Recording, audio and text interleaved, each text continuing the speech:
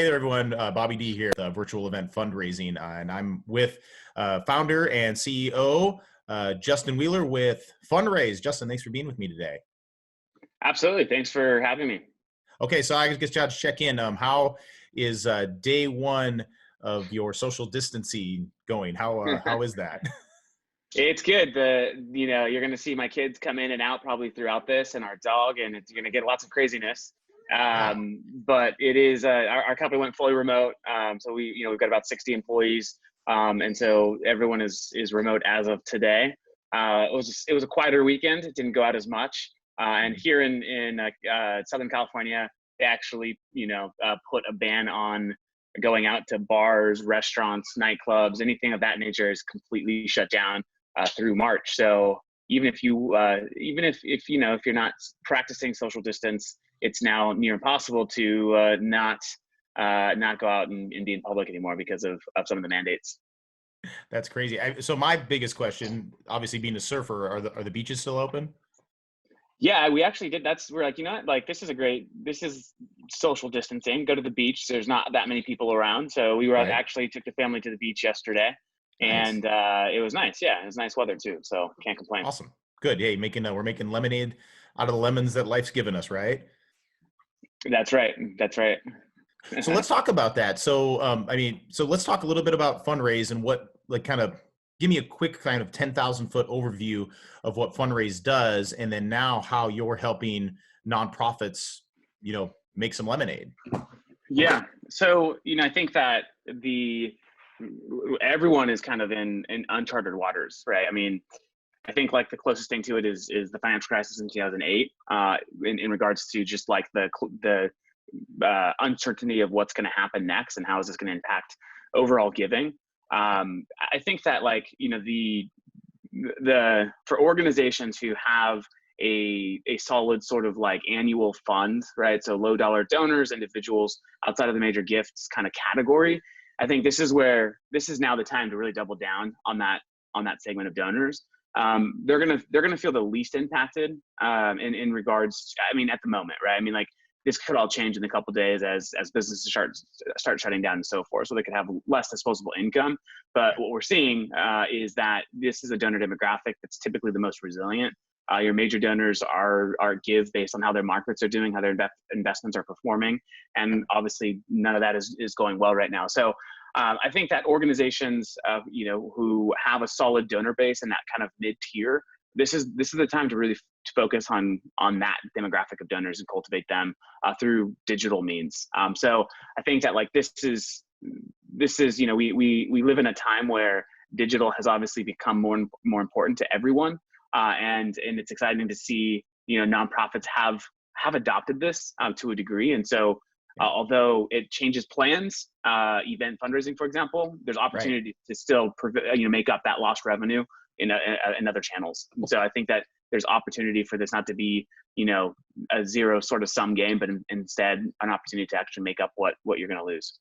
Okay. So now how can Funraise, that's what we're really kind of talking about, because I come from the event world. 100% of my revenue stream used to come from events. It's like, okay, so how can a nonprofit that was so fully focused on events, how can Funraise help them to diversify, to expand that, maybe create some type of virtual event and provide a system for, these donors to come in and be engaged within that? What are your thoughts, and how can Funraise help with that?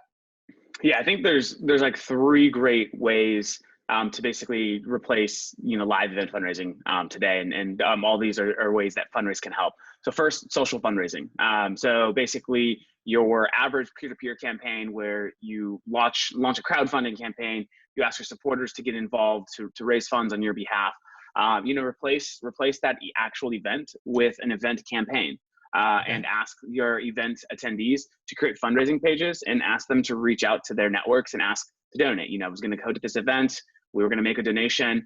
Maybe you were going to donate $500.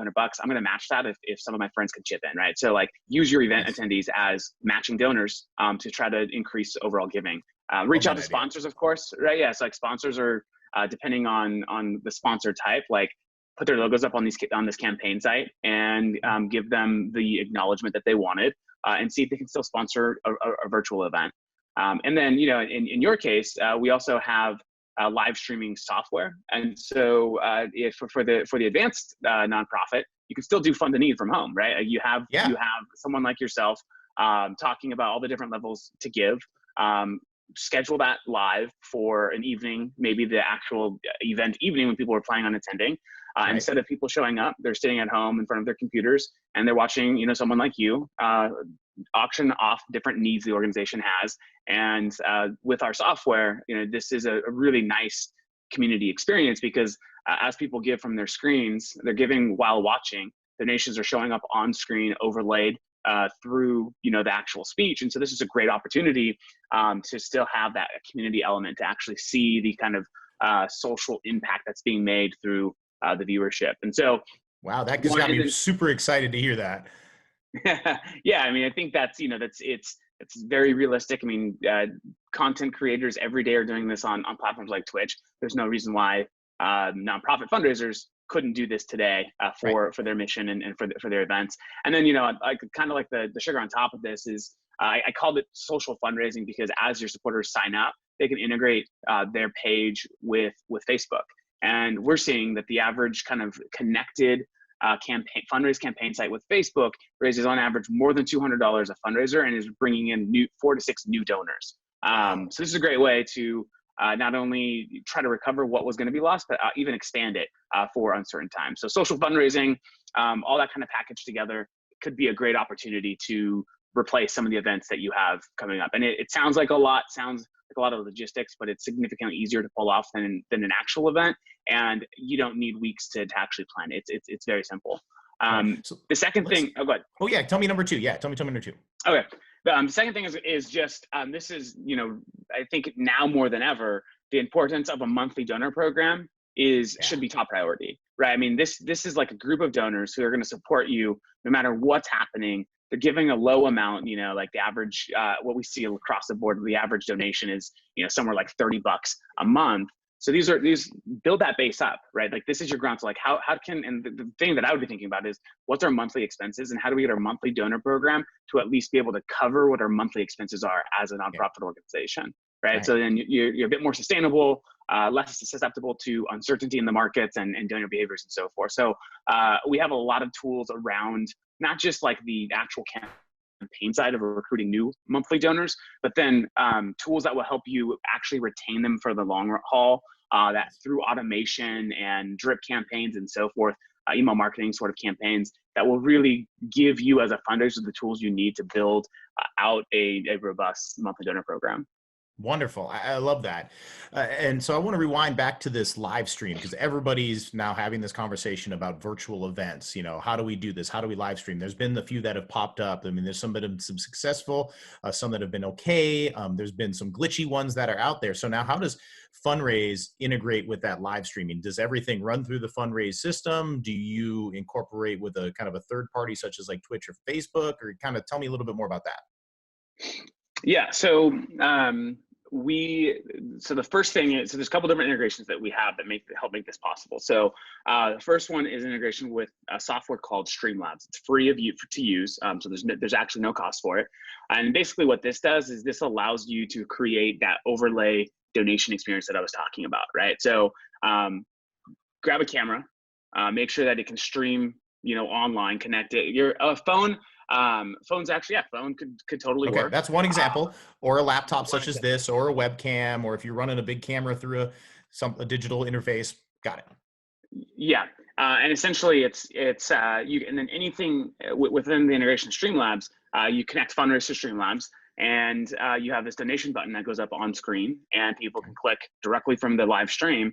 And you can put that video anywhere that allows you to stream to. So it could be YouTube, it could be Facebook, it could be Twitch, basically any media content platform that allows you to patch in a live stream.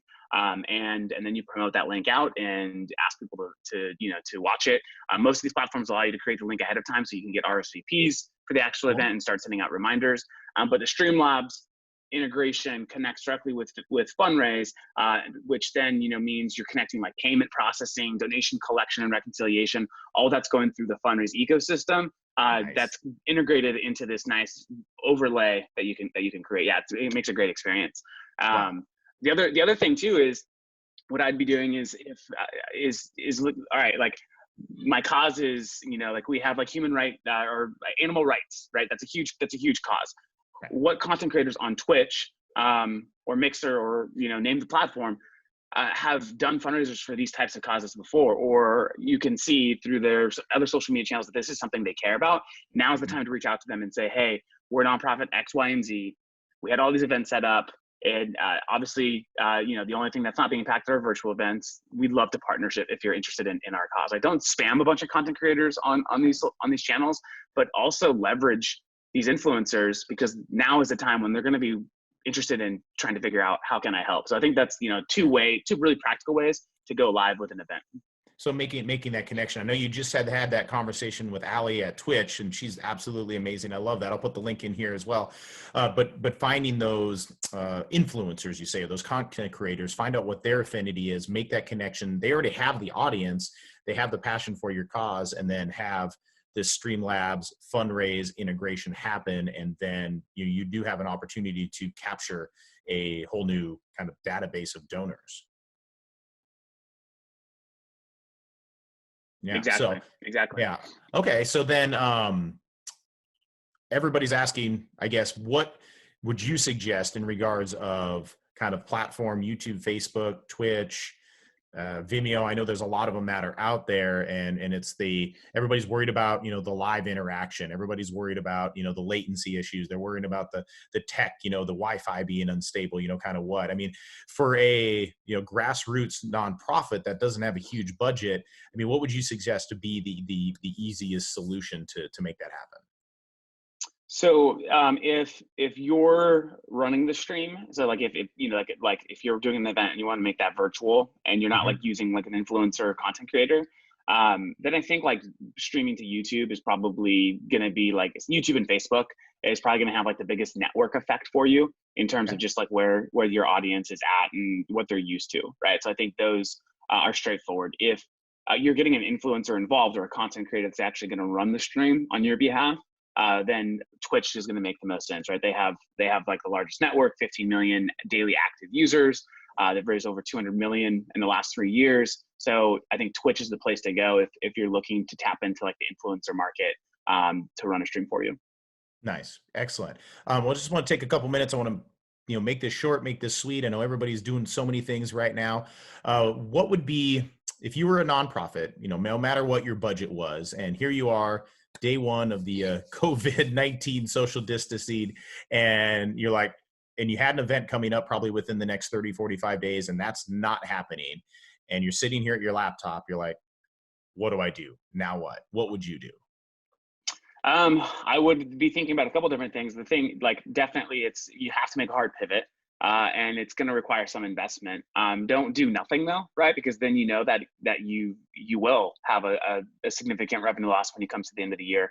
Maybe there was a summer campaign or fall campaign that you had planned, launch that instead in the spring. If you haven't thought about doing peer-to-peer fundraising this year, this is the year to do it. This is the year to give it a shot and try experiment with it. Like, there's no better time. You have no other option for at least the next 30 to 45 days. So launch a peer-to-peer campaign, takes a couple days to get up and going and launched. And I think that, and the data definitely shows that in times of crisis and disaster, people get more generous, right? If as like things start to progress and if it continues to get worse and worse, we might see that taper off. But now is the time when I think we can capture a lot of generosity. So I think launching that peer-to-peer campaign or launching some sort of crowdfunding campaign as soon as possible is your best chance at actually weathering the storm and coming out, closer to where you're hoping to get with your event revenue.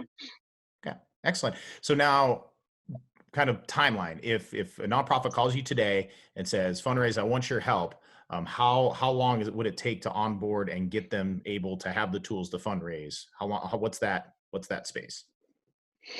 So with Funraise, you can get onboarded. You can get like onto the platform and onboarded the same day. Some of our customers, you really can get it's at your speed. So we have a team that will help you onboard. But if you're like, what, I know how to build a campaign, I know how to get it launched. As soon as you get your credentials, you can have that up and within the hour. So it's very fast, very quick. It doesn't take a lot of time. Yeah, there's definitely nothing stopping you to get a campaign up this week. If you're watching this and you're interested. Okay, excellent. And of course, everybody is going to ask the question like, okay, how much? And I know there's an investment and then the ROI of that investment. Let's just talk real quickly about that. We don't need to go too deep into the weeds on that, but just to kind of give everybody an idea of where kind of that investment level starts with Funraise. Yeah. So a great question. It typically, starts at around $10,000 annually. Okay. That said, we are talking about as a company, like what can we do to help offset, the risk. And so it's like a net 90. Maybe it's like, hey, get a campaign up and launched, raise that money before you're obliged to pay for the software. So Okay. we're looking at different ways to support the nonprofit community to be able to adopt new technology faster and without it being too overly burdensome on the budget. But typically, in non-extraordinary times, starts at around $10,000 annually for peer-to-peer fundraising. But if you were to find if a nonprofit had a donor or a major donor or a sponsor, I mean, they could have that underwritten right there, and then bam, they get it for Totally. the whole. They get it for the whole year. They get to work with your system. They can get it implemented immediately, and then get it running, or kind of run that throughout the year. I mean, and then you're like what, $800 a month. I mean, to have this fully integrated, system, within that. I think that's fantastic. Okay, now I want to ask what makes Funraise stand out against every other kind of virtual fundraising platform that's out there in the world? What makes you so special? So there's a few things. One, it's we're one of the most integrated solutions like in the market. As I mentioned earlier, we integrate with live streaming, we integrate with social media channels, not in a way where it's just like easy to share, but actually integrated through the ecosystem of these networks. And we're one of the only ones that is so deeply integrated into the things that you're in the communities your donors are already involved in. We're also very obsessed with analytics and data. And so we've got an amazing dashboarding and analytics tool that comes with these campaigns. So you're going to have a good overview of the ROI very quickly. The other thing is, as peer-to-peer campaigns are notorious for acquiring a lot of new donors that typically aren't really the organization's donors, they're giving because someone asked them to give. We do a lot of data mining behind the scenes to help you understand the capacity of these new donors, so that if you get 1,000 new donors and you're a team of 5 or 6, how do you prioritize that follow-up? Well, start with people that have the most compelling data that tells a story of these could potentially be, major donors, individuals that we want to interact with. And so we provide a lot of like cohesive. We bring a lot of different tools together in a platform that allows you to make better decisions based off of your strategies as a nonprofit. And so those are some things that I think make Funraise very different than our competitors in the market today. Nice. One thing that I love about Funraise is I love how you guys are always trying to put the fun in fundraising. They've got this musical. I'm going to share that. I love it. I mean, and here we are. We need to smile. We need to make, yes, this is serious what's going on, but let's have some fun within it. It feels easy. You're such a great person to work with. And I know that your team has just been a dear to work with. I mean, and it's the people behind that really, that make that fun. So yeah, let's put the fun in fundraising, right? Absolutely. Yeah. And there's no better time than now to do that, right? I mean, we all need a little bit of hope, a little bit of laughter to kind of get through what's coming. Okay, so here we got one more minute, Len. One more question. I want to ask you, like what all this fundraising stuff, all the serious stuff besides, what is something that you're looking forward to in this next 2 to 4 week kind of space that we have, that we've been gifted with this time, where we get to hang out at home? Like what is your happy thought right now? Oh man. Yeah, I mean, I think, there's, as it kind of relates to, I mean, there's a couple different things. It's, going fully remote, right? Like it's you're forced to do it. And so I think it's an opportunity to learn both on the personal and professional side. And the professional side is, does this sort of environment work long-term for a company like Funraise, right? Because that could be really interesting, and that could really open up a lot of opportunities and doors as we grow and add more employees. Maybe, remote isn't, we already do about 20% of our team is remote anyways. going 100%, how does that impact the company and our performance? That's going to be interesting for me to like actually learn and analyze and assess. And then, as we were talking about earlier, yeah, I mean, like we're home with the family for more time, I think, probably than we've ever been able to spend with the family. And who knows how long that's gonna last. The 9 to 5 has just changed drastically. And I think that's going to be interesting. It's going to be interesting to see how we reflect on that impact and how we reflect on what's been given to us and kind of go from there. So yeah, I mean, I think that there's a lot of interesting things, a lot of new things, and be exciting to see what we all learn as we come out of it. That's absolutely right. Well, hey, Justin, I really appreciate you spending me some virtual time, together here on Zoom. I mean, I know you got your fluffy puppy back there, and get to spend some time with him and your family there. So, make the best of this, and I really appreciate all the information you've shared here. I know nonprofits are probably going to have some more questions. How can they find you? What's the easiest way to virtually connect? Yeah, a couple ways. I mean, I'm on LinkedIn, so you can find me, Justin Wheeler, on LinkedIn. I give out my number. So my number is 562-242-8160. Feel free to call or text me anytime.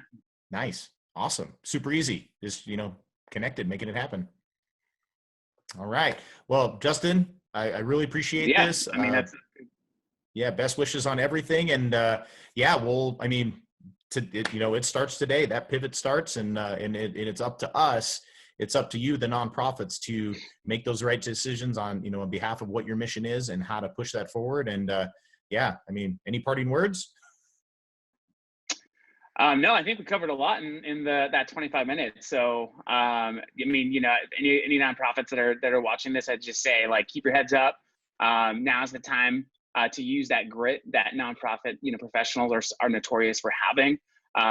There is a silver lining there's ways out of this. It's bigger than it feels bigger than I think, much bigger than ourselves. But if we stay on course, let the mission drive us, and continue to find creative ways to overcome it, we're going to end up stronger as a result. So keep your heads up and stay positive. Awesome. Thank you, man. Thank you so much. Virtual knuckle bump. Boom. Boom. Awesome. All right. Well, thanks again. Right. Justin Wheeler with Funraise, Bobby D with Virtual Event Fundraising. Thank you all so much. And everybody, keep positive, stay awesome. You're changing the world, and what you do matters. Thanks, everyone. Okay. Awesome. Thank you. That was great. Fantastic. Yeah, no worries. Let me know if you need anything else. Okay. And tomorrow, if you're going to join tomorrow's Q&A, it's I'll be there. Cool. It's like up to now, like 150 registrants. And so I'll probably definitely, there's going to be a lot of event folks there as well. So nice. I'll probably definitely want to pass you some questions if you're on. So totally. If that's cool with you, definitely want to get you involved. Yeah, I'll be standing by. Thanks, man. You need. All right. Go get them, buddy. We'll talk to you soon. Talk to you later.